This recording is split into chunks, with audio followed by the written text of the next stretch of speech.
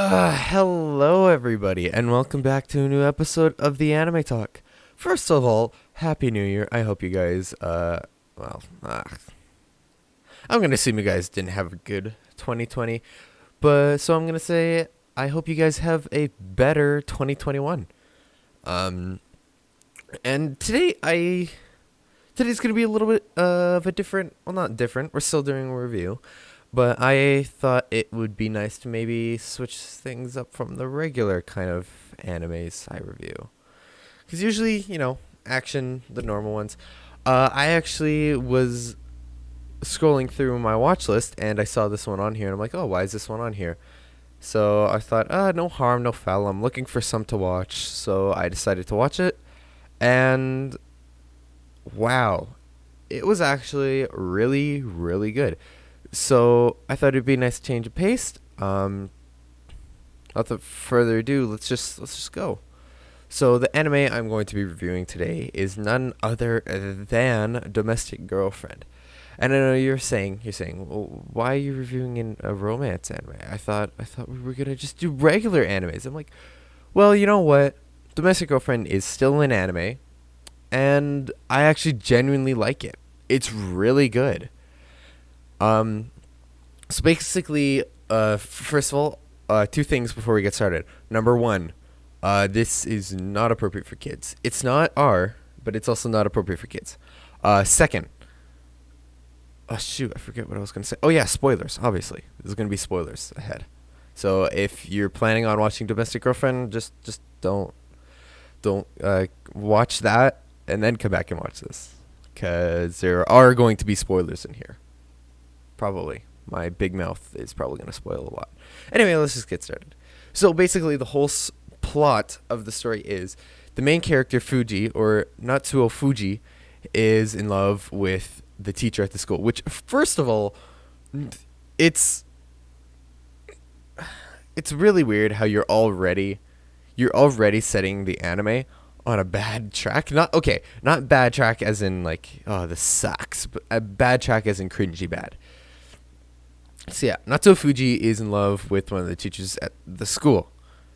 And he's obviously trying to tell him her feelings, but it's kind of hard considering she's a teacher, he's a student.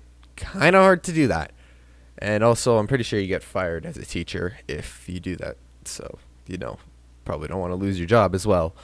But then after school, one of his two friends invite him to go on a mixer. And at the mixer, he meets a girl, and they decide to go home. Well, they sneak out of the mixer. And I think you guys, I think you guys can guess what they do. But they also agree never to talk about this again. So, the next day, this story, this is all happening in the very first episode. It's full on taking off. It's flying away. It's gone. So the next morning after he wakes up, his dad comes into the room and tells his son that, hey, I'm getting remarried. This is just completely out of the blue.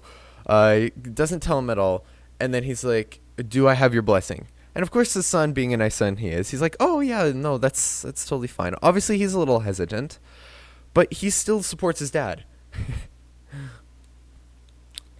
His dad then says, oh, okay, great. They're coming over right now. And just the most ironic thing is about to happen here, ladies and gentlemen. He gets dressed, goes to the door, answers the door. The mom answers the door and says, oh, I'm so happy that we're here. Girls, come on in. And guess who walks in the door? The teacher. Oh, just wait. Not just the teacher. The girl she went to the mixer with. Both of them are siblings and are now living under the same roof. Well, okay, not yet, but it's in the next episode. They're now family. The two people that were actually him looking like was going to date or liked are now in the same room as him or the same family as him. Just the most ironic thing. Like the odds of that happening. Like it's odd. It's weird that just one of them would be there, but the fact that both of them are there, I think, is a little too ironic. But anyway, they're there. Obviously, all three of them are surprised. The teacher, obviously being the responsible adult she is, she pretends, well, nothing really happened, so she's kind of happy to see him. But yeah, the other two are completely lost in thought.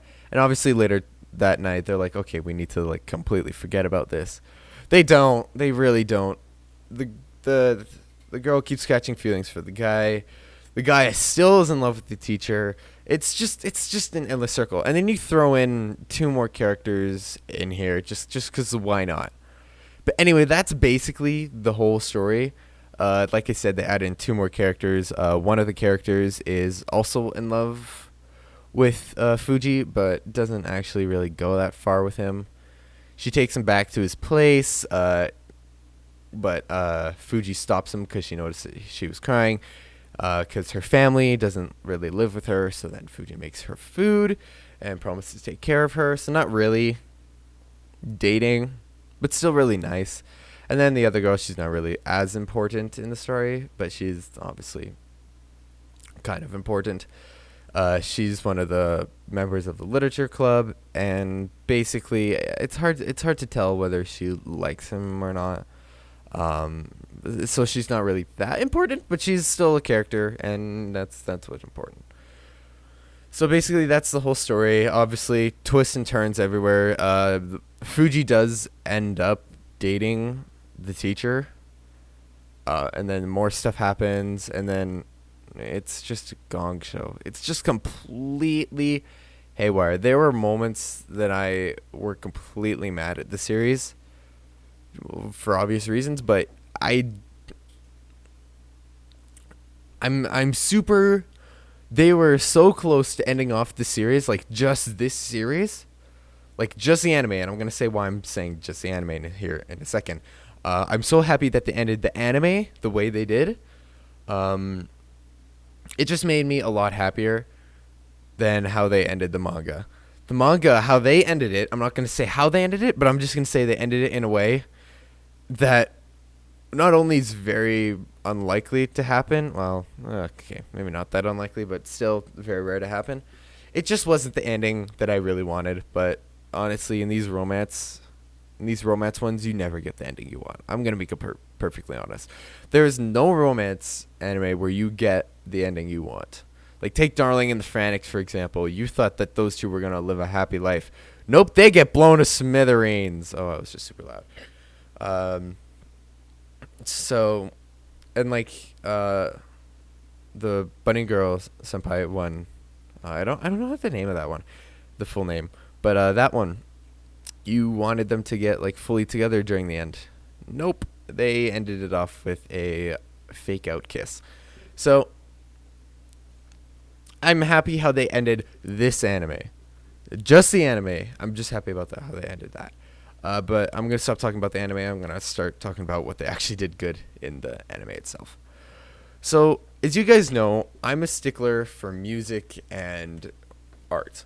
So if the anime has good art, it's pretty much won me over. I'm not saying it's going to get an immediate 10 out of 10 for me just because of the art. Don't get me wrong. If it has great art, it's going to be high on my list. But if the art's good and the plot's bad, it's not going to get a good mark for me.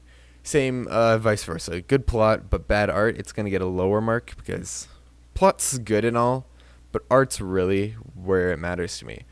And Domestic Girlfriend owned the art part. And not even the characters. Like, the characters looked good. I don't know what about the characters. They looked good and simple. The characters looked simple, but they looked fantastic.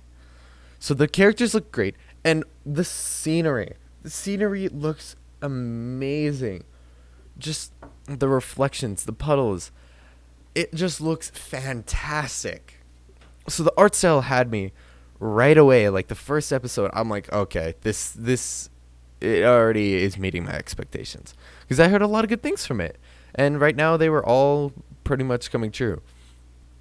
But where it really won is, and I know this really doesn't matter that much for the actual anime itself, but it does matter to me. Is the actual? Oh, sorry, just woke up. Ugh. It's the opening. Now, I never ever skip the openings because I like to see not only, well, it's kind of nice to see what happens because most anime openings give away a couple things, which is kind of nice to see.